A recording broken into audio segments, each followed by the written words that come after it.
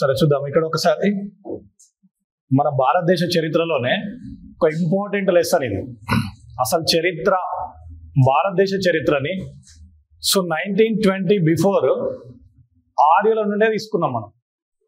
అంటే 1920 బిఫోర్ అంటే 1861లో మన ఆర్కియాలజీ సర్వే ఆఫ్ ఇండియా ఏర్పడినప్పుడు మన భారతదేశ చరిత్ర ఓన్లీ ఆర్యుల కాలం నుండి మాత్రమే ఉన్నదని చెప్పి మనము నమ్మేవాళ్ళం అందరం.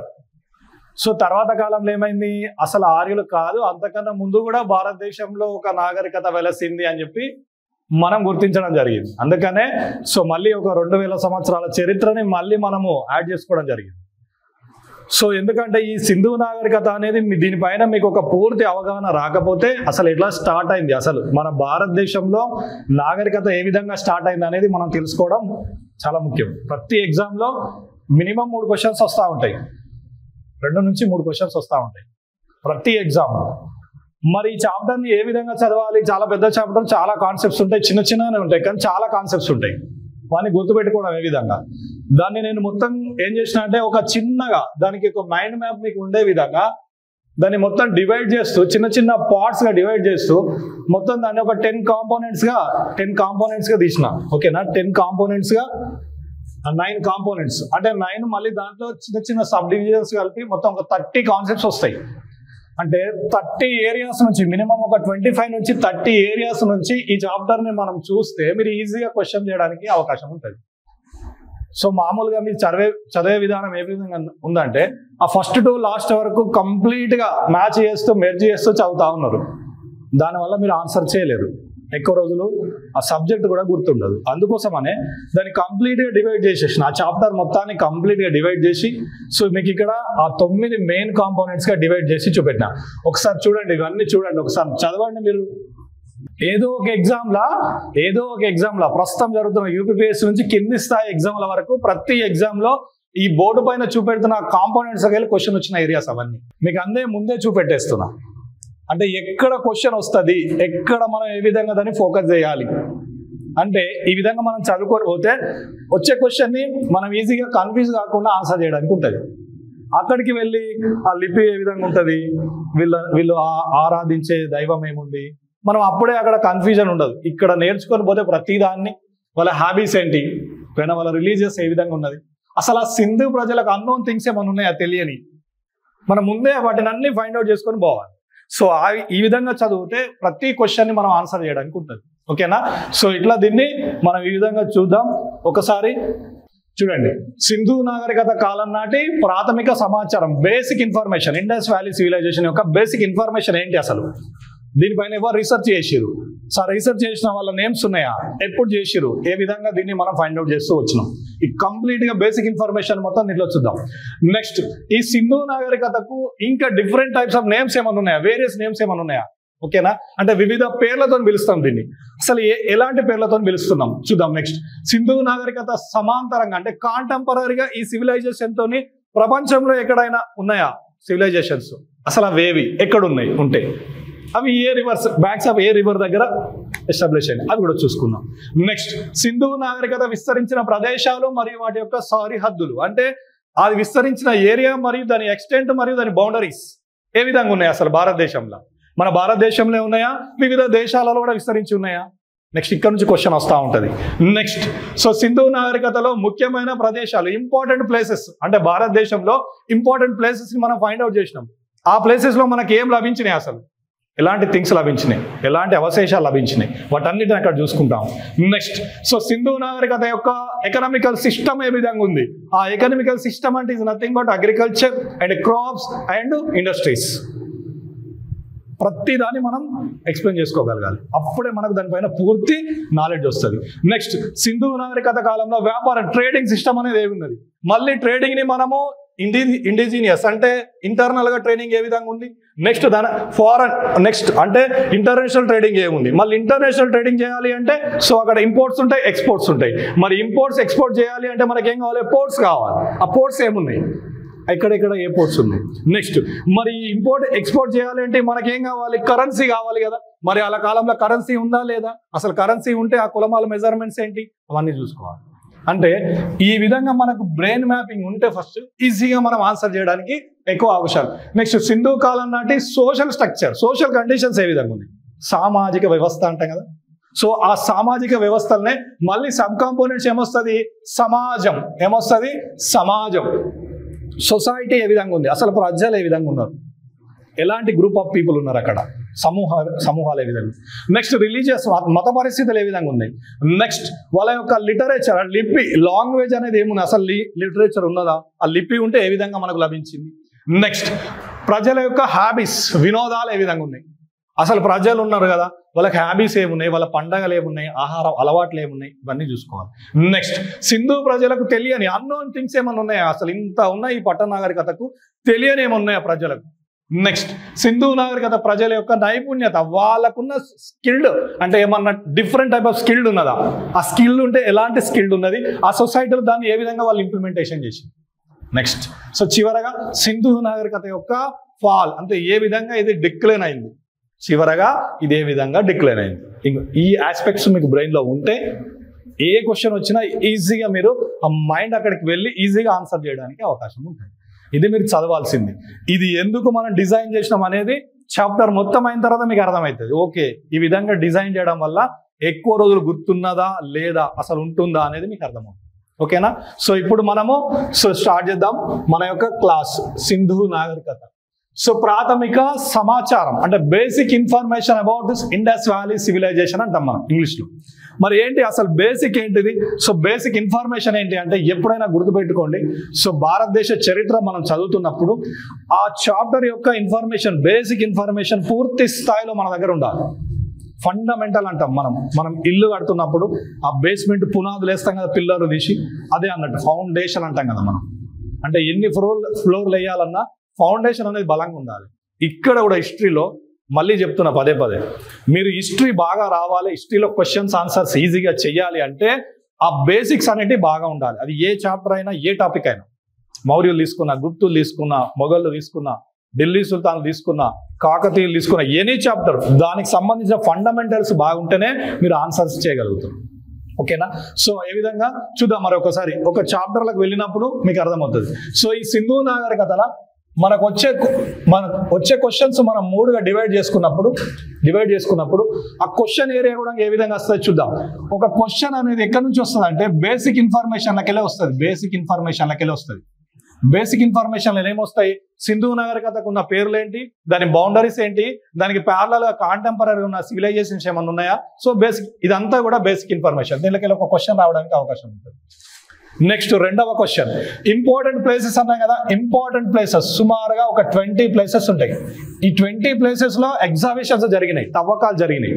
అది జరిగినప్పుడు అక్కడ మనకు కొన్ని లభించినాయి. ఇగో ఈ లభించిన ఈ పనిముట్లు కావచ్చు, ముద్రికలు కావచ్చు, ఎనీ మెటల్స్, వీటన్నిటిపైన ఒక క్వశ్చన్ వస్తూ ఉంటుంది. ఎక్కడెక్కడ ఏమి లభించినాయి, ఎక్కడెక్కడ మనం ఏం ఫైండ్ అవుట్ చేసినాం, ఇక్కడ నుండి ఒక క్వశ్చన్ వస్తుంది. నెక్స్ట్ మూడవ క్వశ్చన్, వీళ్ళ కాలం నాటికి సంబంధించిన సోషల్ మరియు ఎకనామికల్ మరియు రిలీజియస్ ఇంకా ఎవ్రీథింగ్ ఇతరాస్, వీటన్నిటి నుండి మళ్ళీ ఒక క్వశ్చన్ వస్తుంది. సోషల్ కండిషన్ నుంచి, రిలీజియస్ నుంచి, ఎకనామికల్ సిస్టమ్ నుంచి, ట్రేడింగ్ నుంచి అది ఏ విధంగా ఫాల్ అయింది. సో ఇక్కడ నుంచి ఒక క్వశ్చన్ వస్తుంది. అంటే దీన్ని కూడా మనము మళ్ళీ డివైడ్ చేసుకున్నప్పుడు ఈ విధంగా నీకు మైండ్లో ఉండాలి. బేసిక్ ఇన్ఫర్మేషన్లోకి వెళ్ళి ప్రతి ఎగ్జామ్లో క్వశ్చన్ వస్తుంది. ఏ చాప్టర్ అయినా మీరు ప్రీవియస్ ఎగ్జామ్స్ చూస్తూ ఉంటే మీకు అర్థమవుతుంది ఏ విధంగా క్వశ్చన్స్ అడుగుతా ఉంది. సో చూద్దాం మరి బేసిక్ ఇన్ఫర్మేషన్ మనం చూస్తున్నప్పుడు ఈ సింధు నాగరికత యొక్క ప్రాథమిక సమాచారంలో మనం మొదటగా ఈ సింధు కాలాన్ని అత్యధికంగా శాస్త్రవేత్తలు అంటే ఎక్కువ మంది ఆర్కియాలజిస్టులు 2000 క్రీస్తుపూర్వం 2500 నుంచి క్రీస్తుపూర్వము 1700 వరకు సో దీని యొక్క పరిణామ క్రమం జరిగింది అని చెప్పి ఎక్కువ మంది చరిత్రకారులు చెప్తా ఉన్నారు. కొన్ని బుక్స్లలో 3000 BC నుంచి సో 1700 వరకు, 750 వరకు అని ఉంటాయి. కానీ మన మెజారిటీ హిస్టోరియన్స్, ఓకేనా, సో మెజారిటీ హిస్టోరియన్స్ మాత్రము సో దీనిగా మనకు చెప్తా ఉన్నాం. ఒక రఫ్గా ఒక ఫిగర్ మీరు మనకు గుర్తుండాలి కాబట్టి సో అది గుర్తుపెట్టుకోండి. సో కొన్ని బుక్స్లో అంటే కొన్ని తెలుగు అకాడమీ సో గవర్నమెంట్ బుక్స్లలో కూడా సో 3000 నుంచి సో 1700 వరకు కూడా రాసి ఉంటుంది. ఓకేనా. సో ఏది ఏమైనా మనకు ఒక పీరియడ్ మాత్రం తెలిసి ఉండాలి, మొట్టమొదటి చాప్టర్ కాబట్టి సుమారుగా మనకు తెలిసి ఉండాలి. దాన్ని ఎందుకు డివైడ్ చేశారు అనేది కూడా నేను ముందు వస్తుంది చెప్తా, ఎందుకు అక్కడి నుంచి తీసుకుంటున్నాం. సో ఇప్పుడు ఇది మీకు ఫస్ట్ తెలియాల్సిన ఒక చిన్న పాయింట్. నెక్స్ట్, మరి సింధు నాగరికత పైన, ఈ సింధు నాగరికత పైన మనకు మొట్టమొదటి ఎవిడెన్స్ ఏ విధంగా లభిస్తుంది అంటే, ఋగ్వేదం అనే ఒక గ్రంథం రాసిరని చెప్పినాం కదా, ఋగ్వేదం.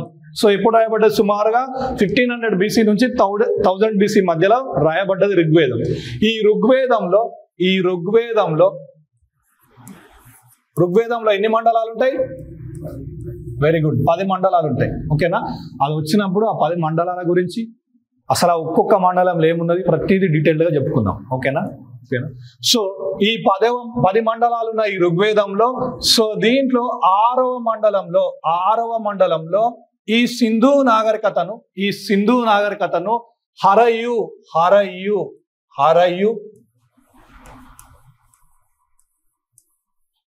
హరయూపియం అని రాసింది. అంటే సింధు నాగరికత యొక్క నేముని ఆ ఋగ్వేదంలో 6వ మండలంలో హరయూపియం అని రాసిందంట. చరిత్రకారులు మనకు చెప్తున్న మొట్టమొదటి evidence, very very important.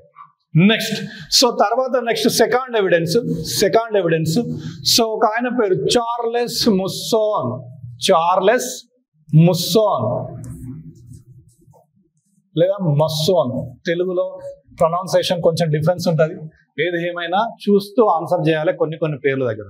Charles మస్సోన్ అనే వ్యక్తి సో 1826 సుమారుగా 1826 ఆ టైంలో, సో తను ఎక్కడ అంటే బ్రిటిష్ ఆర్మీలో ఒక సైన్యాధిపతిగా, ఒక సైనికునిగా పనిచేసే ఈ చార్లెస్ ముస్సోన్ అనే వ్యక్తి మన సింధు అంటే ఈ సింధు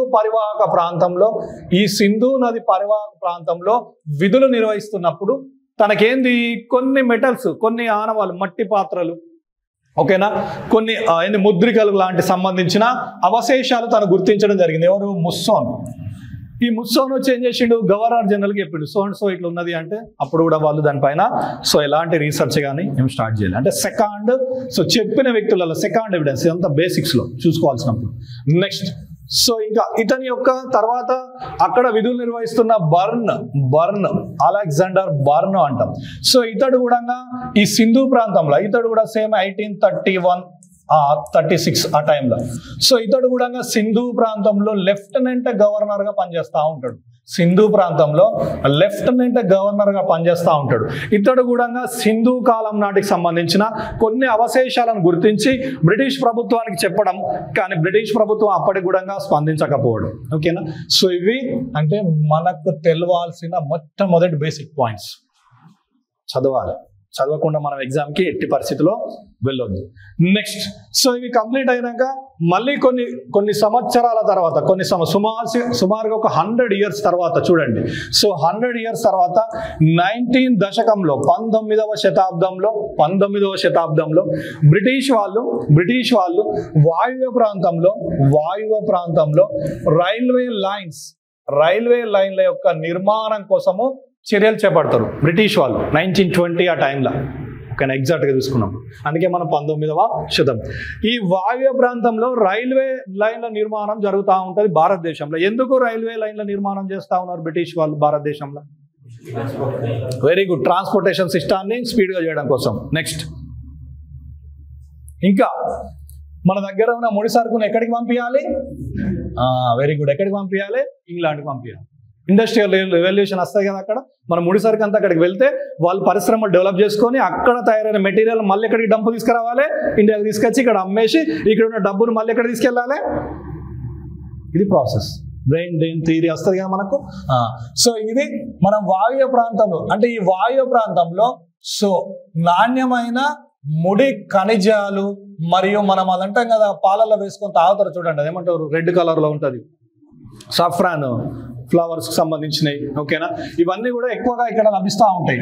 మరియు ఈ పాకిస్తాన్, పంజాబ్ లో ఉన్న బెలుచిస్తాన్ ఈ ప్రాంతంలో, హర్యానా ఈ ప్రాంతాల్లో, ఆ గుజరాత్ తీరం నుంచి ఆ ముందుకు ఇవన్నీ కూడా నాణ్యమైన పత్తి పండుతుంది. ఇక్కడ నాణ్యమైన పత్తి పండుతూ ఉంటది. ఈ పత్తిని కూడా ఏం చేయాలి? ఇక్కడ నుంచి తీసుకొచ్చి ఏదైతే మన తీర ప్రాంతం ఉన్నాయో, ఇక్కడ పోర్ట్స్ ఉంటాయి కదా, గుజరాత్ కానీ మహారాష్ట్ర కానీ పోర్ట్స్ దగ్గర తీసుకొచ్చి ఇక్కడ నుంచి ఎక్కడికి యూరోప్కి తీసుకొని వెళ్ళాలి అని. అది కాన్సెప్ట్. దానికోసమే రైల్వే లైన్ల నిర్మాణం జరుగుతుంది. సో వాయువ్య ప్రాంతంలో రైల్వే లైన్ల నిర్మాణం జరుగుతూ ఉంటుంది. సో ఎక్కడి నుండి అంటే కరాచీ మరియు లాహోర్ నుండి ముల్తాన్ మీదుగా సో రైల్వే లైన్ల నిర్మాణం జరుగుతూ ఉంటుంది. ఈ 19వ దశకంలో 19వ శతాబ్దంలో ఈ ప్రాంతాలలో రైల్వే లైన్ల నిర్మాణం జరుగుతున్నప్పుడు సో ఏం జరిగింది, అప్పుడు ఏం జరిగింది, సేమ్ యాజ్ ఇట్ ఈస్ అంతకుముందు చెప్పిన మొత్తం చెప్పిన విషయాలు మరియు బార్ను చెప్పిన విషయాలు మళ్ళీ రైల్వే లైన్ల తవ్వకాలు ఏమైనాయి, చాలా రకాల ఇండ్లు అంటే ఏంది ఆ శిథిలా వ్యవస్థలో ఉన్న కన్స్ట్రక్షన్స్ అనేటివి మనకు కనబడడం జరిగింది. సరే, మనం అప్పుడు అని చెప్పినప్పుడు వినలేదు, అసలు ఏముంది ఇక్కడ, అసలు ఏం జరుగుతుంది అనే కోణంలో చూద్దాం. మరి ఇంత చాలా రకాలుగా ఇండ్లు, తర్వాత అక్కడ బావులు, వాళ్ళు యూజ్ చేసిన స్నాన వాటికలు, వాళ్ళు ఆదరించిన ముద్రికలు, వాళ్ళకి సంబంధించిన టెర్రాకోటా ఇమేజెస్, ఐడల్స్ ఇవన్నీ కూడా లభిస్తూ ఉంటాయి. మరి ఇంత పెద్ద మొత్తంలో లభిస్తున్న వీటిని మనం ఎందుకు ఇక్కడ రీసెర్చ్ చేయొద్దు అనే కోణంలో సో అప్పుడు రీసెర్చ్ అనేది స్టార్ట్ అవుతుంది ఇక్కడ ఇంకో ఈ సింధు నాగరికత ప్రాంతాలపైన. ఓకేనా, అంటే బేసిక్ ఇన్ఫర్మేషన్లా కాన్సెప్ట్ ఏమున్నది అనేది ఫస్ట్ తెలుసుకోవాలి.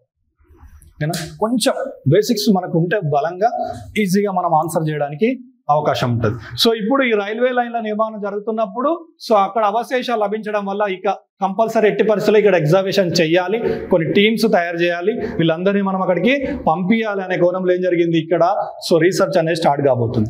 మరి ఈ రీసెర్చ్ స్టార్ట్ చేయాలి అంటే సో భారతదేశంలో మనకు ASI అనేది నిన్న చెప్పినా కదా మీకు, ఆర్కియాలజీ సర్వే ఆఫ్ ఇండియా. ఓకేనా, so archaeology survey of India భారతదేశంలో ఎప్పుడు డెవలప్ చేయబడింది అంటే సో 1861. ఓకేనా, మరి ఆర్కియాలజీ సర్వే ఆఫ్ ఇండియా భారతదేశంలో ఏర్పాటు చేసినప్పటి నుండి ఏదో ఒక రకంగా ఎక్కడో ఒక దగ్గర భారతదేశంలో రీసెర్చ్ జరుగుతూనే ఉంటుంది. ఓకేనా, సో దానిలో భాగంగా ఇప్పుడు ఇక్కడ సో సింధు ప్రాంతాల్లో కూడా ఏం జరగాలి, ఇప్పుడు ఎగ్జామినేషన్స్ జరగాలి అంటే ఏంది, తవ్వకాలు జరగాలి, లేదా అక్కడ ఉన్న సో ఏదైతే భూమిలో ఉన్న ఆ నాగరికతను వెలికి తీయాలి. సో ఇప్పుడు ఈ వెలికి తీసే క్రమాన్ని మన శాస్త్రవేత్తలు మనం ఎన్ని రకాలుగా 3 దశలుగా చెప్పుకుంటాం. 3 దశలుగా నేను చెప్పినట్టే చదవాలి, మీకు ఈజీగా ఎక్కువ రోజులు గుర్తుంటుంది.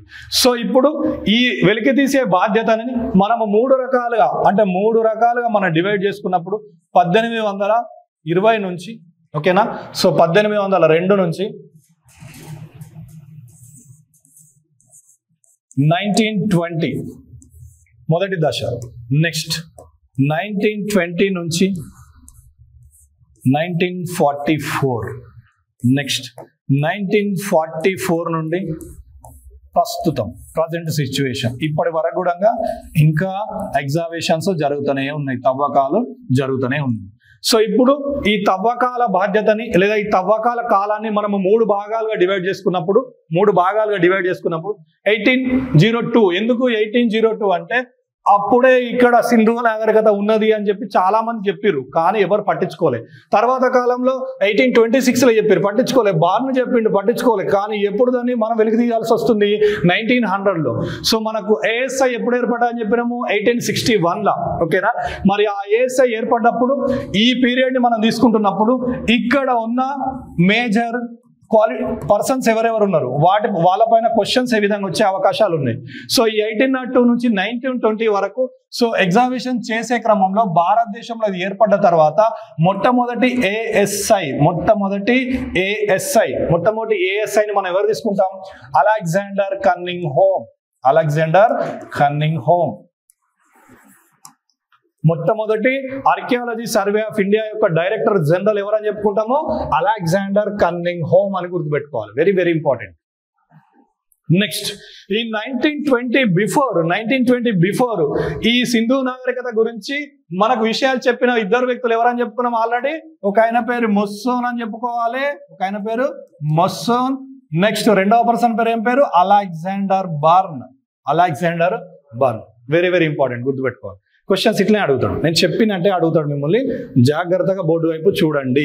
ఓకేనా, నోట్స్ కూడా మనకు అట్లనే ఉంటుంది, జాగ్రత్తగా మీకు ఈజీగా అయిపోతుంది. నెక్స్ట్ మరి ఈ ASI archaeology survey of India ఏర్పడ్డప్పుడు భారతదేశ గవర్నర్ జనరల్ ఆఫ్ ఇండియా ఎవరున్నారు, ఇక్కడ కూడా క్వశ్చన్ అడుగుతాం. ఓకేనా, సో ఎవరున్నారు, lord Canning.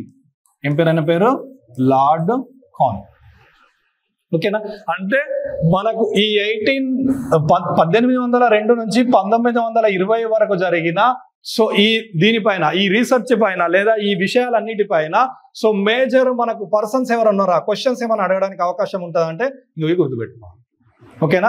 Archaeology survey of India director ఎవరు ఉన్నారు, సో ఈ సింధు నాగరికత పైన మొట్టమొదటిసారిగా ఇన్ఫర్మేషన్ ఇచ్చిన పర్సన్స్ ఎవరైనా ఉన్నారా, నెక్స్ట్ అప్పుడున్న governor general of British governor general of India ఎవరు ఉన్నారు. ఓకేనా. ఈ 4 పర్సన్స్ ని కంపల్సరీ గుర్తుపెట్టుకోవాలి, ఇంపార్టెంట్ క్వశ్చన్. ఓకేనా. సో ఇతను సైన్యాధికారిగా పనిచేసిన వ్యక్తి, ఒక సైనికుడు, ఆర్మీ సోల్జర్. నెక్స్ట్ ఇతడేమో ఒక లెఫ్టినెంట్ గవర్నర్. ఈ పేర్లు కూడా గుర్తుపెట్టుకోండి, ఎందుకంటే క్వశ్చన్స్ అడుగుతాడు వాడు. Next governor general of India. So archaeology survey director Alexander Cunningham. Finish. Next so రెండవ వేరే 1920. సో ఇక్కడ 1920 వాయు ప్రాంతంలో రైల్వే లైన్ స్టార్ట్ అయింది కదా. సో ఈ రైల్వే లైన్ స్టార్ట్ అయినప్పుడు మరి దీనికి సంబంధించిన మేజర్ పర్సన్స్ ఎవరు ఉన్నారా ఇక్కడ మనం ఏమైనా గుర్తుపెట్టుకోవాలి. ఈ రైల్వే నిర్మాణాన్ని ఆపేసి సో అప్పుడు ఏఎస్ఐ ఆర్కియాలజీ సర్వే డైరెక్టర్ గా మళ్ళీ ఎవరు, సో ఈ అలెగ్జాండర్ కన్నింగ్హామ్ వెళ్ళిపోయి సో ఎవరు వచ్చారు, సర్ జాన్ మార్షల్.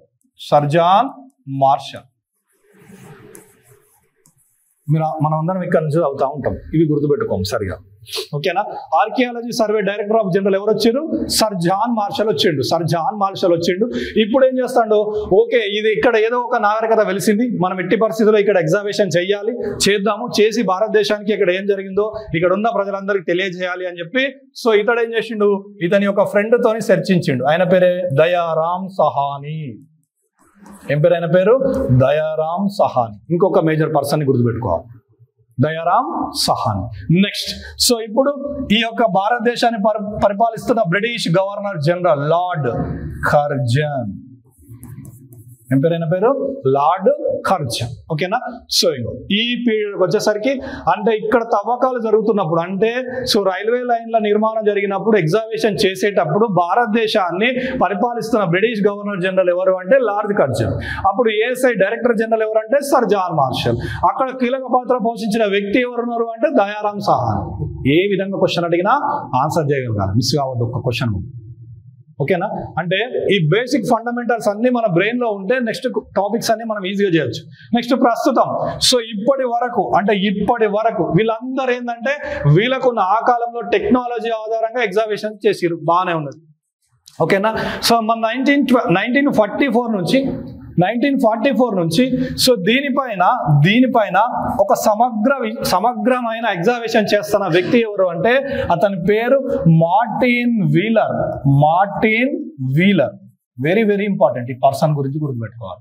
అంటే ప్రజెంట్ ఉన్న సిచ్యువేషన్ లో అంటే 1944 నుంచి సో ఈ సింధు నాగరికత పైన ఒక శాస్త్రీయ పద్ధతిలో సమగ్రంగా అంటే సో చాలా టెక్నాలజీ పెరిగిపోయింది కదా.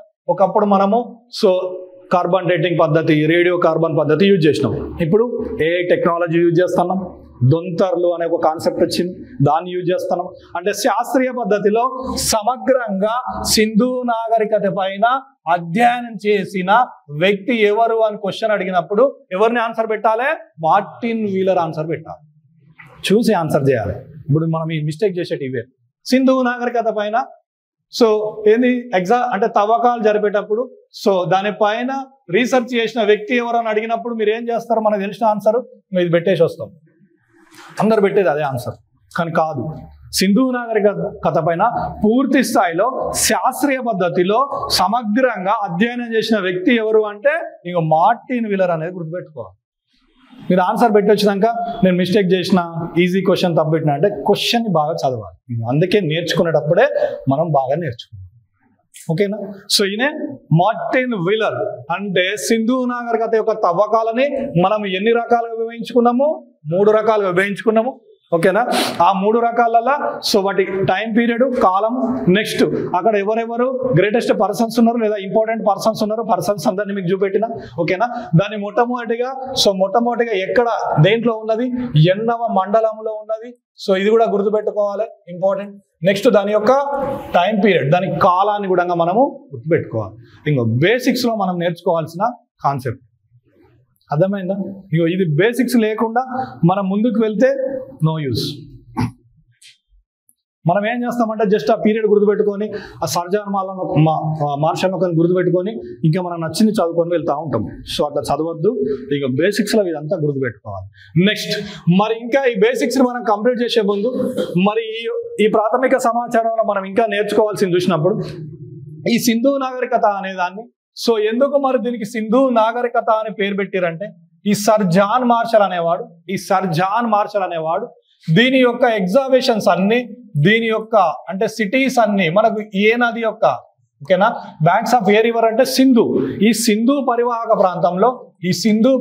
ప్రాంతంలో ఈ సివిలైజేషన్ వెలవడం వల్ల అంటే ఈ సివిలైజేషన్ అనేది డెవలప్ కావడం వల్ల ఎక్స్టెండ్ కావడం వల్ల చాలా మంది చరిత్రకారులు ఏమని పెట్టారు, సింధు నాగరికత అయితేనే దీనికి నేమ్ అయితేనే బాగుంటుంది అని చెప్పి ఇండస్ వ్యాలీ సివిలైజేషన్ అని పేరు పెట్టారు. మామూలుగా మీ అందరికీ తెలిసింది. నెక్స్ట్ కానీ ఇదే సింధు నాగరికతను హరప్పా నాగరికత ఏమంటాం, ఇంకా హరప్పా నాగరికత అని కూడా అంటాం. ఈ హరప్పా నాగరికత అని ఎందుకన్నామంటే మొత్తం ఈ ఇండస్ వ్యాలీ సివిలైజేషన్ లో మొట్టమొదటిసారిగా ఎగ్జాబిషన్ చేసిన ప్రాంతం ఎక్కడుంది అంటే హరప్పా. ఈ హరప్పా అనేది ఎక్కడుంటది, పాకిస్తాన్ లో ఉన్న పంజాబ్ దగ్గర ఉంటది. లార్కానా జిల్లాలో పాకిస్తాన్ లోని పంజాబ్ దగ్గర ఉంటది, అది ప్రాంతం పేరు. సో మొట్టమొదటిసారిగా అక్కడనే మనకు ఏం జరిగినాయి, ఈ యొక్క మనకు దొరికిన ఎవిడెన్స్ అన్ని మొట్టమొదటిసారిగా ఇక్కడనే లభించినాయి. అంటే భారతదేశంలో ఎగ్జాబిషన్ చేసిన మొట్టమొదటి అంటే తవ్వకాలు జరిపిన మొట్టమొదటి ప్రాంతంగా దేని తీసుకుంటాం మనము, హరప్ప. అంటే ఇలా సివిలైజేషన్ ఇక్కడ నుండే స్టార్ట్ అయింది, వీళ్ళ నాగరికత ఇక్కడ నుండే స్టార్ట్ అయింది. మనం సింధు అనే ఒక నది పేరు పెట్టుకోవడం కన్నా మనం ఎగ్జాబిషన్ చేసిన ప్రాంతం పేరు మీదగానే ఈ సివిలైజేషన్ పేరు పెడితే బాగుంటది అని చెప్పి కొంతమంది చరిత్రకారులు ఏం చెప్తారు, ఈ ఇండస్ వ్యాలీ సివిలైజేషన్ ని హరప్ప సివిలైజేషన్ కూడా పిలుస్తాం బ్రెయిన్ లో. ఓకేనా, అంటే మనం చదివేటప్పుడు కొన్ని బేసిక్ పాయింట్స్ అనిపిస్తాయి, కానీ దాన్ని హిడ్డర్ గా ఏం జరిగింది అనేది కూడా కొంచెం తెలుసుంటే మనం ఎక్కువ రోజులు గుర్తుపెట్టుకోవడానికి అవకాశం ఉంటుంది. ఇక బేసిక్స్ లో ఈ కాన్సెప్ట్స్ మీకు తెలిసి ఉంటే ఎక్కువగా దాని యొక్క ఫండమెంటల్స్ అన్ని బ్రెయిన్ లో ఫీడ్ అయి ఉంటాయి. ఓకేనా, సో నెక్స్ట్ ఇదే సింధు నాగరికతకు సంబంధించిన ఇంకొంత బేసిక్ ఇన్ఫర్మేషన్ చూద్దాం. ఇంకా కొంచెం బేసిక్ ఇన్ఫర్మేషన్ ని చూద్దాం.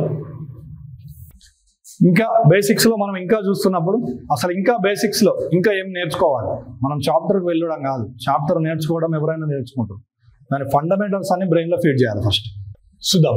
ఇంకా ఈ నాగరికతని ఈ యొక్క ఇండస్ వ్యాలీ సివిలైజేషన్ ని ఫైండ్ అవుట్ చేసారు.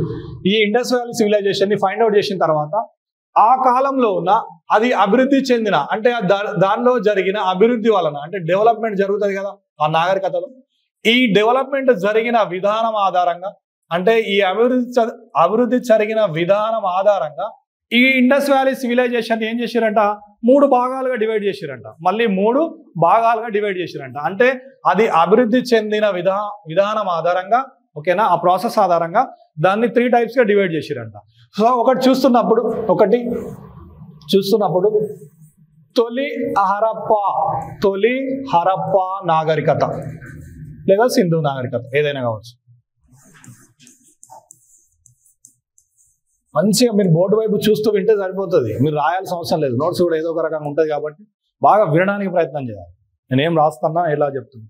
నెక్స్ట్ పరిణితి చెందిన లేకపోతే ఫోటో హరప్ప నాగరికత. నెక్స్ట్ అభివృద్ధి చెందిన నాగరికత.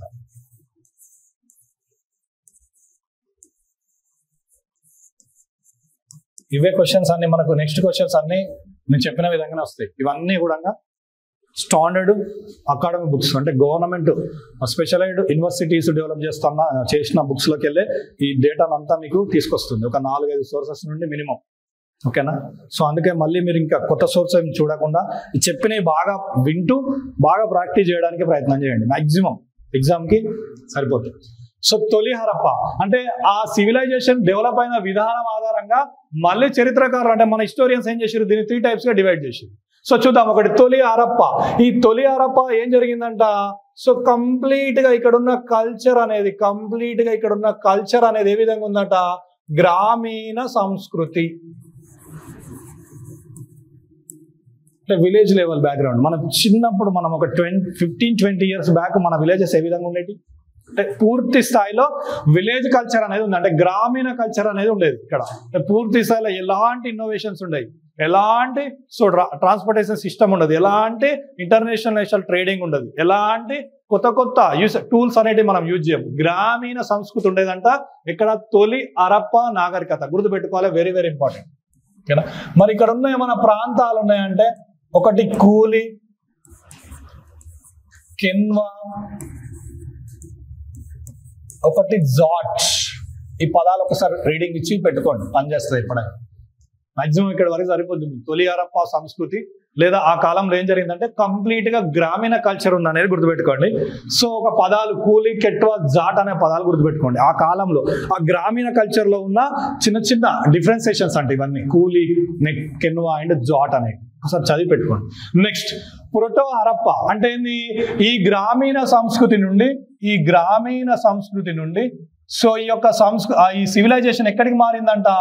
పట్టణాలకు, పట్టణీకరణ అర్బనైజేషన్ గా మారిందంట. ఎప్పుడు వచ్చేసరికి ఇంకో ఫోటో హరప్ప నాగరికత అంటే ఆ రెండవ దశలో ఈ గ్రామీణ కల్చర్ నుండి పట్టణీకరణకు అభివృద్ధి చెందిందంట. అంటే అక్కడున్న చరిత్రకారులు దీన్ని డివైడ్ చేసిన విధానాన్ని మీకు చెప్తాను. నెక్స్ట్ అభివృద్ధి చెందిన కంప్లీట్ గా పట్టణీకరణ చెందుతూ కంప్లీట్ గా ఇందాక మనం చెప్పుకుంటాం సివిలైజేషన్ అంటే ఏముంటది? వస్తువుల వాడకం పెరగడం, ఓకేనా. సో అంతర్జాతీయ వ్యాపారం చేయడం. నెక్స్ట్ తర్వాత ఏంటిది? గ్రంథాల రూపంలో లేదా నాణ్యాల రూపంలో రావడం, స్వంతగా లిపి ఉండడం, ఓకేనా. పట్టణాలన్నీ కూడా పూర్తి స్థాయిలో డెవలప్ చేయబడడం, ఇవన్నీ కూడా పట్టణీకరణలో అంశాలు అన్నట్టు, ఓకేనా. సో కంప్లీట్ గా పట్టణీకరణ ఎప్పుడు? అభివృద్ధి చెందిన హరప్పా స్టేజ్.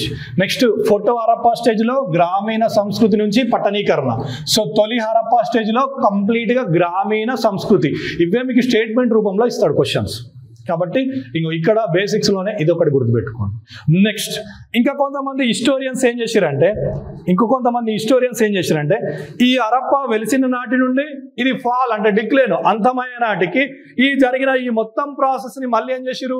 మళ్ళీ 3 భాగాలుగా డివైడ్ చేసిరంట. ఇంకా కొంతమంది హిస్టోరియన్స్ అంటే ఒక్కొక్కరు ఒక్కొక్క రకంగా మన యొక్క సింధు నాగరికతను సో మనకు ఎగ్జాంపుల్స్ రూపంలో మరియు వాళ్ళు చేసిన పరిశోధనల ఆధారంగా చెప్తానే ఉంటారు. కాబట్టి మనము జాగ్రత్తగా ఈ బేసిక్స్ లో వీటన్నిటిని నేర్చుకుంటూ ఉండాలి.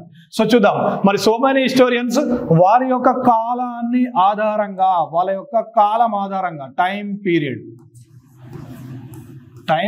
ఆధారంగా మళ్ళీ ఈ యొక్క సింధు నాగరికతను సో ఎన్ని భాగాలు చేసిరంట? మళ్ళీ 3 టైప్స్ గా డివైడ్ చేసిరంట. చూద్దాం. ఒకటి నెంబర్ 1 తొలి హరప్ప కాలం లేదా తొలి సింధు నాగరికత కాలం. సో ఇది ఎప్పటి నుండి ఎప్పటి వరకు అంట? క్రీస్తు పూర్వము 3000 సంవత్సరాల నుండి క్రీస్తు పూర్వము 2026 వరకు గుర్తుపెట్టుకోవాలి. ఇది ఒకసారి రీడింగ్ ఇచ్చి గుర్తుపెట్టుకోవాలి, పనిచేస్తుంది ఇది కూడా అప్పుడప్పుడు. నెక్స్ట్ రెండవది పరిణితి చెందిన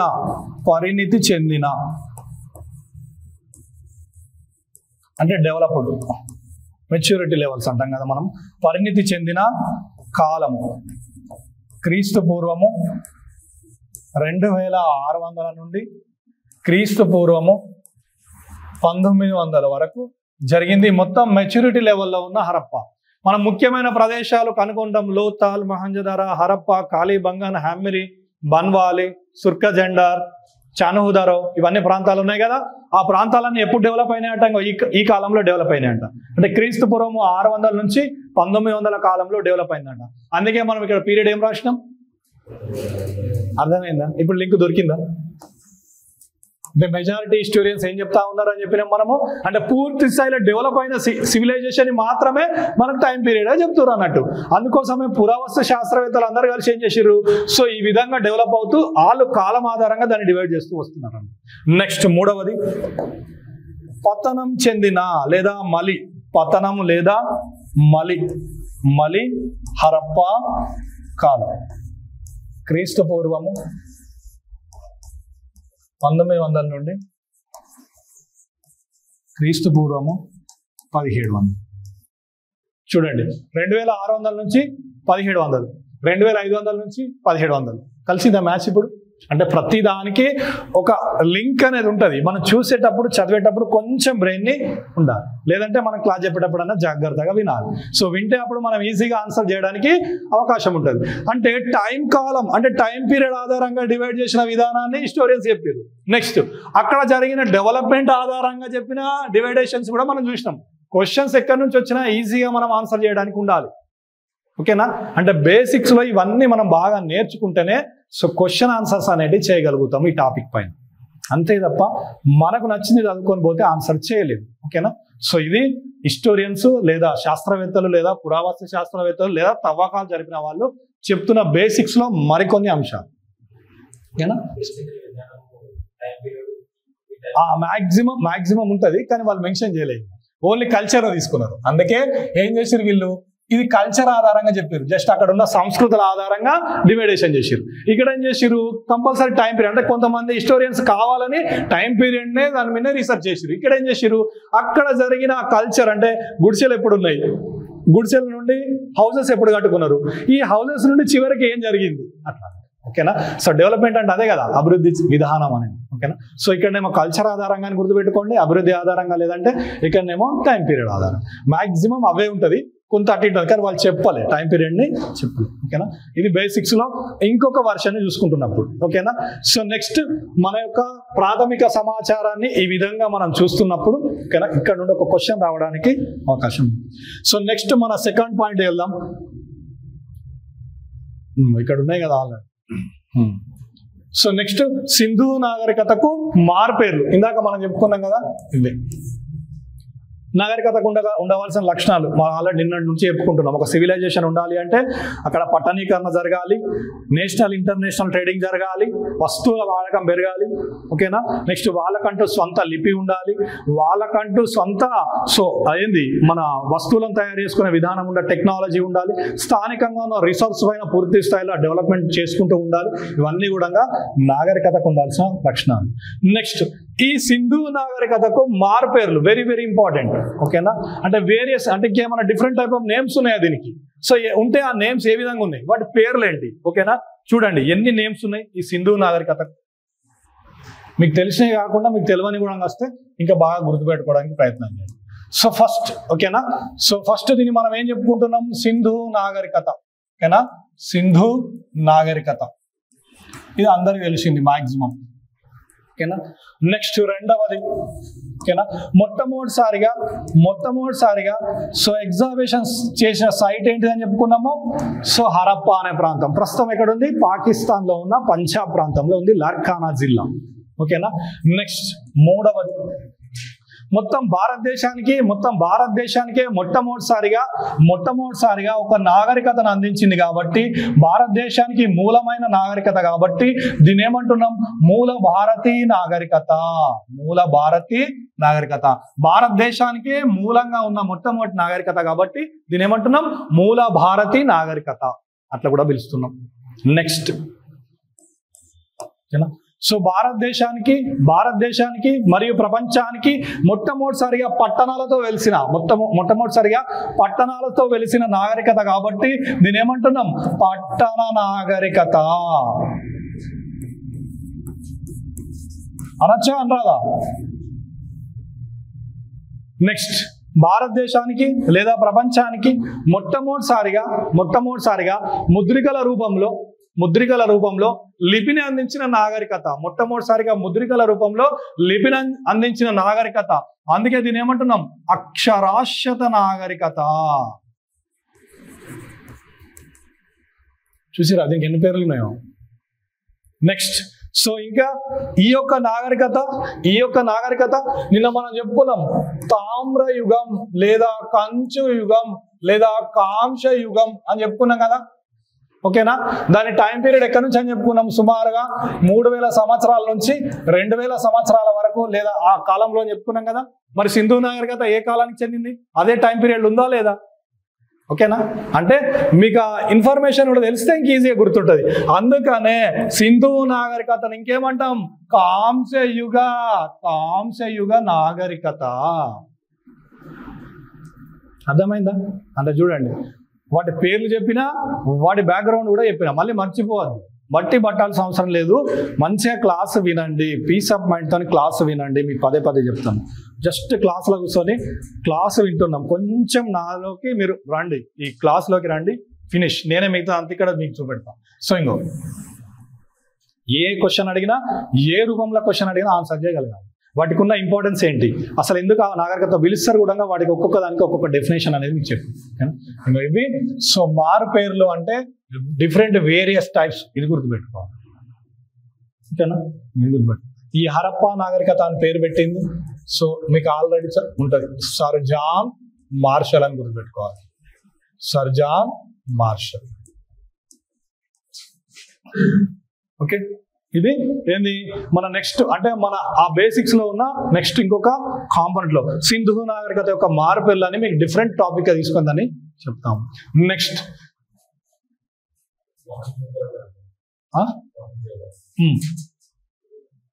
అదొక ఎగ్జాబిషన్ సైట్ అంతే, ఒక ఎగ్జాబిషన్ సైట్ అది మొహెంజోదారో అనేది. దానిలో భాగంగా వస్తుంది. మనం ఇప్పుడు ఇక్కడ చెప్పుకుంటాం చూడు, ఎక్కడ అంటే ఇక్కడ వస్తాయి, ఇవన్నీ చెప్పుకోవాలి. ఇవన్నీ ఎగ్జాబిషన్ సైట్స్. దీంట్లో మనకు బాగా ఇక్కడ వరకు మనం బాగా చెప్పుకుంటాం. ఇక్కడ వరకు మన క్వశ్చన్స్, చాలా క్వశ్చన్స్ వచ్చేటి. ఇవన్నీ కూడా చాలా క్వశ్చన్స్ వచ్చేవి. కొన్ని ఏమో నార్మల్ గా 1-2 పాయింట్స్ ఉంటాయి, కొన్ని ఏమో కొన్ని. ఇవన్నీ చెప్పినప్పుడు ఇక్కడ మొహెంజోదారో గురించి మనం ఓకేనా.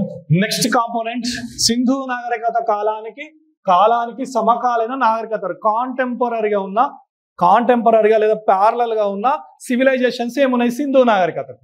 అంటే మన భారతదేశంలో ఇండస్ వ్యాలీ అంటే ఈ యొక్క సింధు రివర్ బ్యాంక్ సైడ్ ఉన్న ఈ నాగరికత వెలిసింది కదా. ఈ విధంగానే ప్రపంచంలో ఎక్కడైనా ఇంకా ఏదైనా బ్యాంక్స్ దగ్గర ఏమైనా సివిలైజేషన్స్ ఉన్నాయా, ఉంటే అవి ఏ విధంగా ఉన్నాయి, వాటి పేర్లు ఏంటి, అక్కడ ఉన్న నదులు ఏంటి, కంపేర్ చేసి అడుగుతూ ఉంటాడు. కాబట్టి జాగ్రత్తగా చూద్దాం. సో సింధు నాగరికతకు సమకాలికంగా అంటే సమాంతరంగా ఉన్న నాగరికతలు మనం చూస్తున్నప్పుడు, సో ఒకటి మొట్టమొదటి నాగరికత ఏం చెప్పుకుంటాము, మెసపటోనియా నాగరికత. Very very important. ఓకేనా, మెసపటోనియా నాగరికత. సో ఇది ఎక్కడ ఉంటుంది, ఇరాన్, ఇరాక్ గుర్తుపెట్టుకోవాలి. సుమేరియన్స్, ఇక్కడ నివసించే ప్రజలను ఏమంటాము, సుమేరియన్స్. సో ఇది ఎక్కడ, ఇరాన్ మరియు ప్రస్తుతం ఉన్న ఇరాక్. అప్పుడు ఈ రెండు కలిసి ఉండేటి ఈ ప్రాంతాలను మొత్తాన్ని కలిపి మనం ఏమంటాం, సో మెసపటోనియా లేదా సుమేరియన్లు నివసించిన ప్రాంతం అని చెప్పుకుంటాం. ఓకేనా. సో ఇది మరి నాగరికత మన భారతదేశంలో సింధు నాగరికత ఇండస్ వ్యాలీ బ్యాంక్స్ అంటే సింధు నదికి ఉన్న ఉపనదుల చుట్టూ వెలిసింది.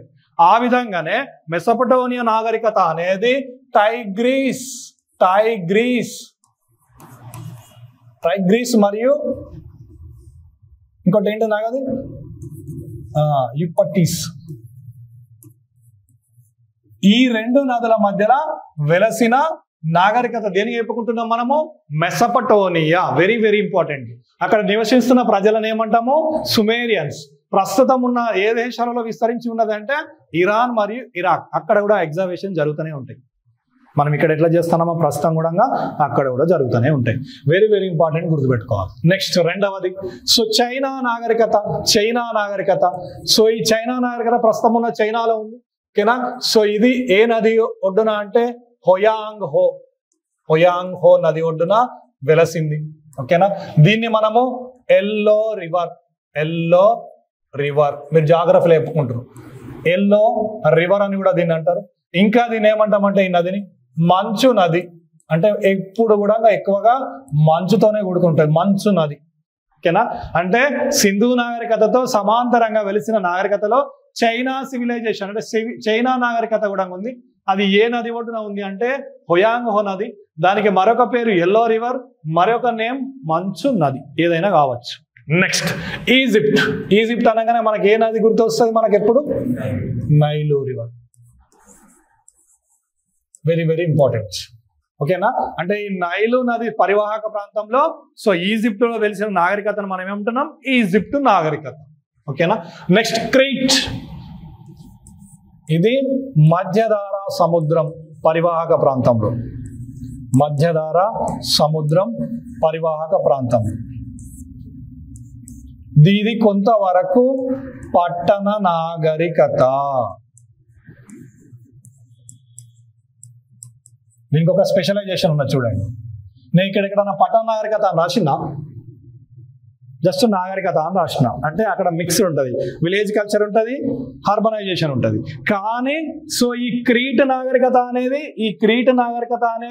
సో కంప్లీట్ గా కొంతవరకు ఎట్లుందంట అంటే ఎక్కువ మొత్తంలో పట్టణ నాగరికత ఉంది. మన సింధు కూడా ఏ విధంగా అని చెప్పుకున్నాం మనము, గ్రామీణ కల్చరా అర్బనైజేషన్ కల్చరా సింధు.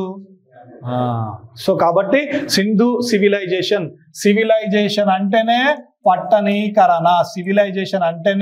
పట్టణీకరణ, అందుకే సింధు నాగరికత అంటాం. అంటే కంప్లీట్ గా పట్టణాలతో డైరెక్ట్ పట్టణాలే వెలిసినాయి అని చెప్పుకుంటున్నాం మనము సింధు నాగరికత. గ్రామీణ సంస్కృతిని మనం చెప్పుకోలే, వాళ్ళు డివైడ్ చేసారు శాస్త్రవేత్తలు, కానీ డెవలప్ అయిన ఎగ్జామినేషన్స్ మాత్రం చెప్పుకుంటున్నాం. అంటే సింధుతో పాటు పట్టణ నాగరికతను కలిగిన నాగరికత ఏదైనా ఉందా ప్రపంచంలో అంటే ఏది గుర్తుపెట్టుకోవాలి, క్రీట్ నాగరికత. వెరీ వెరీ ఇంపార్టెంట్ అమ్మ. దీన్ని సింధుతో కంపేర్ చేసి క్వశ్చన్ అడుగుతాడు. అంటే సింధులో ఉన్న పట్టణాలు లాగా సో ఇంకా ప్రపంచంలో ఏదైనా నాగరికతలో పట్టణాలు వెలిసినాయా పూర్తి స్థాయిలో అంటే ఇంకో క్రీట్ అని గుర్తుపెట్టుకోవాలి. Very very important. ఇవి సింధు నాగరికతకు సమాంతరంగా ఉన్న నాగరికతలు. బాగానే ఉంది, ఇక్కడ వరకు బాగా నేర్చుకున్నారు. నెక్స్ట్ ఇప్పుడు ప్రపంచంలోనే మొట్టమొదటి సివిలైజేషన్, మొట్టమొదటి నాగరికత ఏది? ప్రపంచంలోనే మొట్టమొదటి సివిలైజేషన్, మొట్టమొదటి నాగరికత ఏది? ఏం రాయాలి? సింధు రాయాలన్నా, మెసొపొటేమియా రాయాలన్నా, గ్రీకు రాయాలన్నా, ఈజిప్ట్ రాయాలన్నా? ఇది అర్థమైందా? మనకి ఎంత తెలిసినా కానీ సో మనకు వాటిపైన అవగాహన పూర్తి స్థాయిలో లేకపోవడం, అంటే మనము జస్ట్ బిట్ల రూపంలో చదువుతున్నాం అన్నట్టు. చదవడం వల్ల ఏమవుతుంది, ఎక్కువ రోజులు గుర్తుండదు. ఓకేనా? సో ఏంటిది? సో మొట్టమొదటి నాగరికత, ప్రపంచంలోనే మొట్టమొదటి నాగరికత దేనిగా తీసుకుంటున్నాం మనము? So Mesopotamia.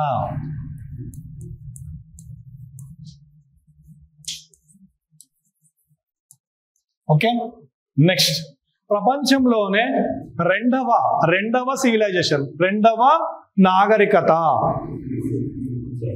Sindhu, Egypt, China.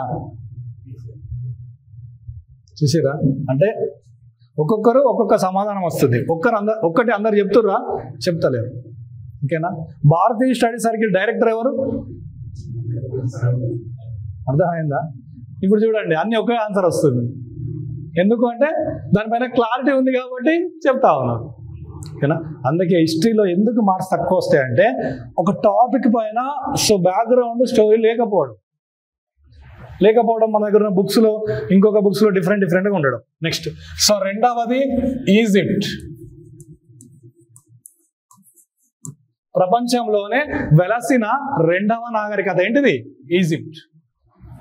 Next ప్రపంచంలో వెలిసిన మూడవ నాగరికత. ఇప్పుడన్నా సింధు వస్తుందా రాదా? మరి అర్థమవుతుందా? ఇక్కడ వస్తుంది మన సింధు. ఓకేనా? ఇప్పుడు మర్చిపోతారా? ఇంకా మర్చిపోవద్దు. ఇప్పుడు ఇది మర్చిపోకుండా ఉండాలంటే ఒక పాయింట్ చెప్తా చూడండి. సో అత్యధికంగా సింధు ప్రజలు ఎవరితో వ్యాపారం చేశారు? బిట్టుంది కదా మనకు, చదువుతారు కదా. సింధు నాగరికత ప్రజలు ఎక్కువగా ఎవరితో వ్యాపారం చేసిరు? మెసొపొటేమియాతో వ్యాపారం చేసిరు, మరియు ఈజిప్ట్తో వ్యాపారం చేసిరు అని చదువుకుంటాం. కానీ మొదటిది ఏదో మనకు తెలియకపోయే, అంటే వీళ్ళకన్నా ముందు ఏర్పడ్డది కాబట్టే వ్యాపారం చేసిరు కదా. మరి వీళ్ళకన్నా కింద ఉంటే వ్యాపారం చేస్తారా? మీకన్నా తక్కువ నాలెడ్జ్ ఉంటే మీరు ఫ్రెండ్షిప్ చేస్తారా? ఫస్ట్ ఆలోచిస్తారు, మనకి తక్కువ నాలెడ్జ్ ఉంది అని చెప్పి. అంటే జనరల్గా జరిగేది చెప్తున్నాం. ఓకేనా? చూడండి, అంటే ఇట్లా గుర్తుపెట్టుకోవాలి. బట్టి పట్టొద్దు మనం దేన్ని కూడా, కంపల్సరీ ప్రతిదానికి కనెక్షన్ ఉంటుంది. ఓకేనా? అంటే సింధు ప్రజలు అత్యధిక మొత్తంలో వ్యాపారం చేసిన నాగరికత మెసొపొటేమియా, మరియు తర్వాత ఏది? ఈజిప్ట్. అంటే దీనికన్నా ముందు వచ్చిన అన్నట్టే కదా. ఆ విధంగా గుర్తుపెట్టుకోవాలి, బట్టి పట్టొద్దు. ఓకేనా, చూద్దాం దాని గురించి. ఆ వ్యాపారం వచ్చినప్పుడు మనం అక్కడికి మళ్ళీ వెళ్దాం, ఇది గుర్తుపెట్టుకోవాలి. నెక్స్ట్ ఇంకొక క్వశ్చన్, ఇక్కడ ఇంకా బేసిక్స్ లో ఇంకోటి కంప్లీట్ చేద్దాం. ప్రపంచంలోనే అత్యధిక విస్తీర్ణంతో కూడుకున్న సివిలైజేషన్ ఏంటి? చూసిరా, బేసిక్ క్వశ్చన్ కదా ఇది, అవునా కాదా? అడగరా ఇట్లా క్వశ్చన్, స్టేట్మెంట్ ఇస్తాడు వాడు. అత్యధిక విస్తీర్ణంతో, సో అంటే ఎగ్జామినేషన్ జరిగినప్పుడు కావచ్చు, అది వెలిసిన విధానాన్ని బట్టు, అది అభివృద్ధి చెందిన విధానాన్ని కాబట్టి అత్యధిక విస్తీర్ణంలో ఉన్న సో ఏది నాగరికత ఏంటి? Next question. ఓకేనా, ఏంటి ఆన్సర్? ఓకేనా, ఇప్పుడు 4 పాయింట్స్ అయిపోయినాయి కదా. బేసిక్స్ లో సివిలైజేషన్స్ అన్ని ఒక దగ్గర చూపెట్టేసిన, ఫినిషింగ్. ఆ క్వశ్చన్ ఎక్కడ వచ్చినా అక్కడ మళ్ళీ మనం ఎక్కడ తడబడొద్దు. ఓకే, సో వైశాల్యం అంటే ఎక్కువగా విస్తీర్ణంలో ఉన్నది అంటే ఓకే, దాని ఏరియా పరంగా అన్నప్పుడు సింధు. ఓకేనా, సో సింధు ఎక్కువగా ఎవరితో వ్యాపారం చేశారంటే మెసొపొటేమియా, ఈజిప్ట్. మొత్తం ప్రపంచంలోనే ఎవరు మొట్టమొదటిసారిగా ఏర్పడ్డది అంటే ఫినిష్. ఈ క్వశ్చన్ ఎక్కడ వచ్చినా మనము 100% చేయగలగాలి, కన్ఫ్యూజ్ కావద్దు. ఓకేనా, ఇంకో సింధు నాగరికతకు సమకాలిక నాగరికతలు అన్నప్పుడు ఇంకో వీటితో పాటు సో ఇక్కడ దీన్ని మ్యాచ్ చేసుకుంటే ఈజీగా మనకు ఆ ఏరియా నుంచి ఎక్కడ క్వశ్చన్ వచ్చినా మనం ఈజీగా ఆన్సర్ చేయడానికి అవకాశం. Okay, next. సో సింధు నాగరికతకు సంబంధించిన బౌండరీస్, ఓకేనా, సరిహద్దులు, మరియు సో అది ఎక్స్టెంట్ అయిన ప్రాంతాలు ఎక్కడి వరకు విస్తరించినాయి. వెరీ వెరీ ఇంపార్టెంట్, చాలా ఎగ్జామ్లలో అడుగుతుండు. ఓకేనా, మనము సగం చదువుకొని ఓకేనా కొంతవరకు అవగాహన ఉండడం వల్ల సో ఆన్సర్స్ మిస్ అవుతున్నాయి. ఒక్క క్వశ్చన్ కూడా మిస్ కావద్దు. ఓకేనా, మీరు చదివే హిస్టరీలోకి వెళ్ళి ఒక్క క్వశ్చన్ కూడా మిస్ కావద్దు. ఓకేనా, మీరు బాగా వింటే మిగతా అన్ని నేను చూపెడతాను. చూద్దాం, ఇక్కడ మీకు మొత్తం చూపెట్టేస్తాం, చూడండి. మళ్ళీ మీరు జీవితంలో కూడా ఇప్పుడు మర్చిపోవద్దు. నెక్స్ట్, సో నార్త్ సైడ్, ఉత్తరం.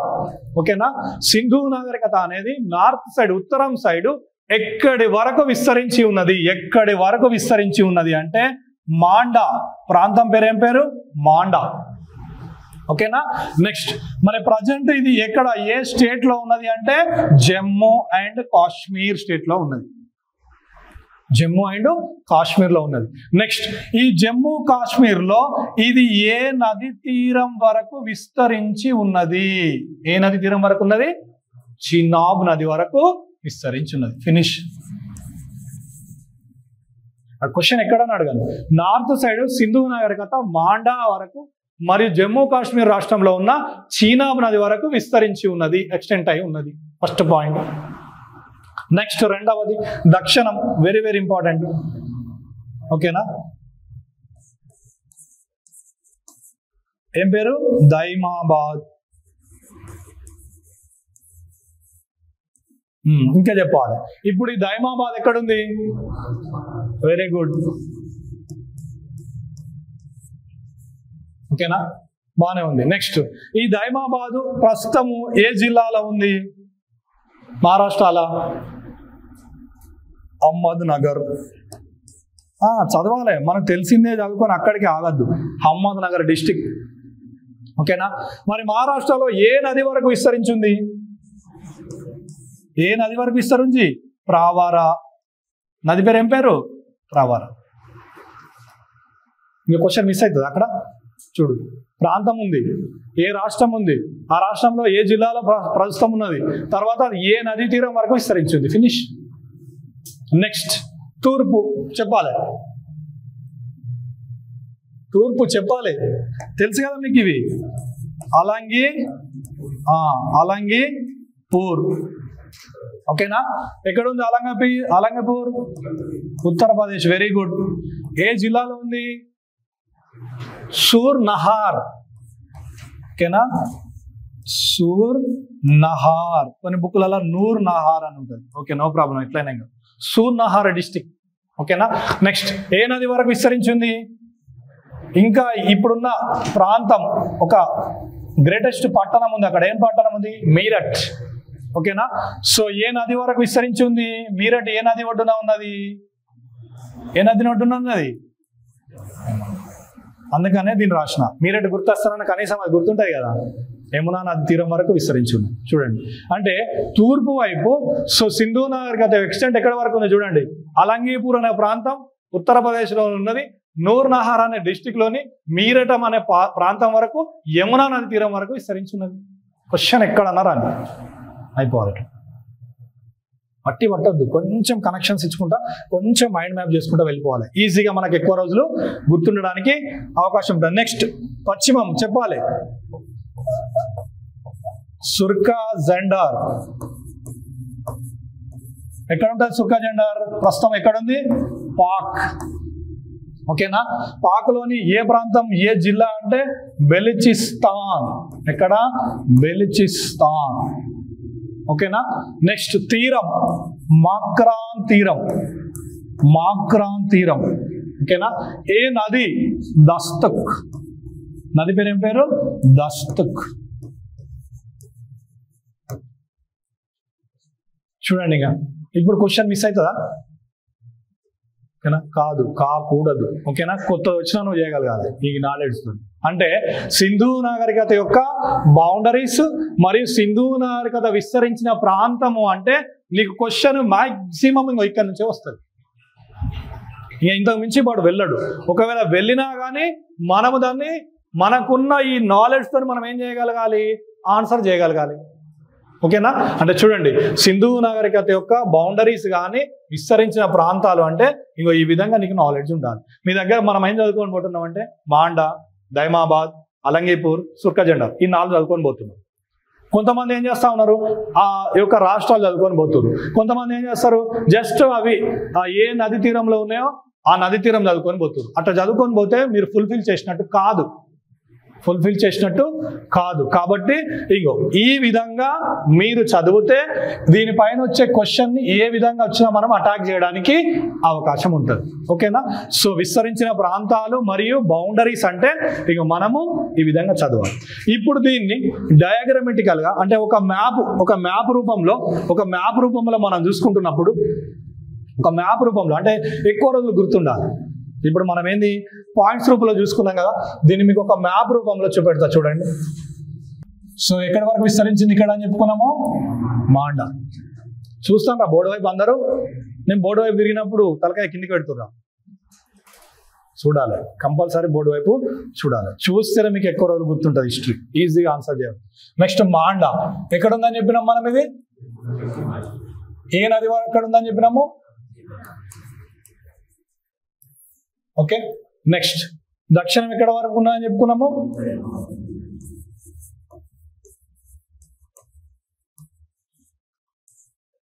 సో ఎక్కడ జిల్లా అని చెప్పుకున్నాం, ఎక్కడ స్టేట్ అని చెప్పుకున్నాము. తర్వాత ఎక్కడ దీని యొక్క జిల్లా అని చెప్పుకున్నాము? అహ్మద్ నగర్. నెక్స్ట్ ఏ నది అని చెప్పుకున్నాము? ప్రవర. ఫినిష్. నెక్స్ట్ తూర్పు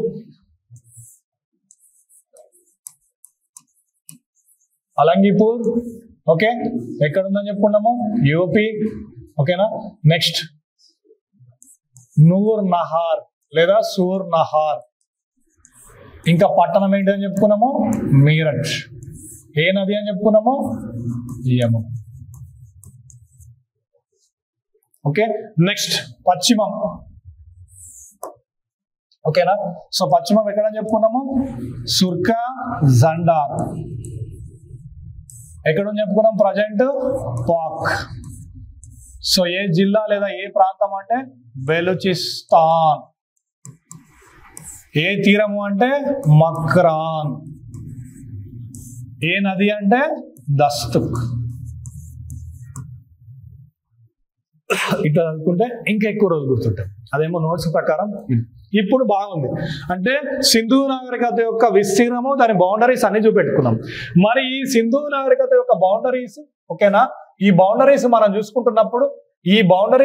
చూసుకుంటున్నప్పుడు దీని యొక్క ఆకారం అనేది, దీని యొక్క ఈ ఎక్స్టెంట్ అయిన అంటే ఈ విస్తరించిన ప్రాంతం అనేది ఏ ఆకారంలో ఉంది అని అడుగుతాడు క్వశ్చన్ మిమ్మల్ని. ఏ ఆకారంలో ఉంది? Very good. ఏ ఆకారంలో? త్రిభుజాకారం. ఇది క్వశ్చన్ మళ్ళీ మీకు దీన్ని బట్టి పట్టాలా? సింధు నాగరికత త్రిభుజాకారంలో ఉంది, త్రిభుజాకారం చదవాలా? చూడు, డయాగ్రామ్ వేసుకుంటే ఫినిష్. క్వశ్చన్ ఇక్కడనే అయిపోద్ది. అందుకే జాగ్రత్తగా చదవండి. నెక్స్ట్ ఈ సింధు నాగరికత అనేది త్రిభుజాకారంలో విస్తరించి ఎన్ని చదరపు కిలోమీటర్లు విస్తరించి ఉంది అని క్వశ్చన్ అడుగుతుంది మనం. ఓకేనా? ఎన్ని చదరపు కిలోమీటర్లు? 1.3 లక్షల చదరపు కిలోమీటర్స్ లేదా 13 లక్షల చదరపు కిలోమీటర్స్. వాడు క్వశ్చన్ అడిగిన దాన్ని బట్టి గుర్తుపెట్టుకోండి. ఓకేనా? 1.3 మిలియన్ లక్షల చదరపు కిలోమీటర్లు లేదా 13 లక్షల చదరపు కిలోమీటర్లు అని గుర్తుపెట్టుకోవాలి. ఇది గుర్తుపెట్టుకోవాల్సి. ఓకేనా? ఎక్స్టెంట్ అయింది, దాని యొక్క ఆకారం అయింది, దాని బౌండరీస్ అయినాయి. సో అది ఏ విధంగా ఇక్కడెక్కడ పట్టణాలు, నదులు, ఎవ్రీథింగ్ అయింది. నెక్స్ట్, ఇదే సింధు నాగరికత ఈజిప్ట్ నాగరికతతో పోలిస్తే ఎన్ని టైమ్స్ పెద్దగా ఉందంట? ఎన్ని రేట్లు పెద్దగా ఉందంట? 20 రేట్లు పెద్దగా ఉందంట. ఇది ఒకటి గుర్తుపెట్టుకోండి. అనే శాస్త్రవేత్తలు చెప్పారు, అది దాంతో కంపేర్ చేసారు. అంటే ఈజిప్ట్ ఎంత చిన్నగా ఉందన్నట్టు ఇంత చిన్నగా ఉంది అన్నట్టు దాని. ఓకేనా? వైశాల్యంలో అన్నిటికన్నా పెద్దది ఏది అని చెప్పుకున్నాము? సింధు. ఈజిప్ట్ కన్నా ఎన్ని రేట్లు పెద్దగా ఉందంట? 20 టైమ్స్ ఉంది. ఓకేనా? సో క్వశ్చన్ పోతుందా? ఇంకా పోవద్దు. ఇక్కడ నుంచి క్వశ్చన్ అనేది ఎట్టి పరిస్థితిలో పోవద్దు. అందుకనే డయాగ్రామ్ వేసి మరీ చూపెడుతుంది. సో త్రిభుజాకారంలో ఉన్నది. నెక్స్ట్ 1.3 మిలియన్ లక్షల చదరపు మీటర్లు. నెక్స్ట్ దాని చుట్టూ ఉన్న బౌండరీస్ ఈజిప్ట్ కన్నా 20 టైమ్స్ ఎక్కువగా ఉంది. ఓకేనా? సో ఇది మన నెక్స్ట్ మనం ఏంది, దానికి బౌండరీస్ కానీ మరియు ఓకేనా ఇది అంటే ఒక ఫ్రేమ్ లా మనం కాంటెంపరరీ ఉన్న సివిలైజేషన్ చూసినాము మరియు దాని బౌండరీస్ చూసినాం. ఈ బౌండరీస్ ని మళ్ళీ ఏం చూసినాము? మ్యాప్ ప్రకారం చూసినాం. ఈ విధంగా మనం చదివితే ఎక్కువ రోజులు గుర్తుండడానికి అవకాశం ఉంటుంది ఏదైనా హిస్టరీ. ఓకేనా? So next Crete. అంటే దీని గురించి మనకు ఇది సముద్ర తీరంలో వెలిసింది కాబట్టి సో ఆ ఎగ్జామినేషన్ సైట్స్ అన్ని క్లోజ్ అయిపోయినాయి. జస్ట్ అక్కడ ఉందని చెప్పి సముద్ర అలలు వస్తాయి, దాని ఎక్స్టెంట్ అవుతా ఉంటుంది కదా. సో కాలగర్భంలో అది కలిసిపోయింది అన్నట్టు. జస్ట్ కొన్ని అక్కడక్కడ దొరకడం వల్ల సో ఓకే ఒకప్పుడు ఇక్కడ కూడా వెలిసింది. కానీ తర్వాత కాలంలో ఈ సముద్రం విస్తరించడం, దాని ఆటుపోటు రావడం వల్ల అక్కడ ఉన్న సైట్స్ అన్నీ వెళ్ళిపోతాయి. కాబట్టి దానిపైన పూర్తి స్థాయిలో మనకు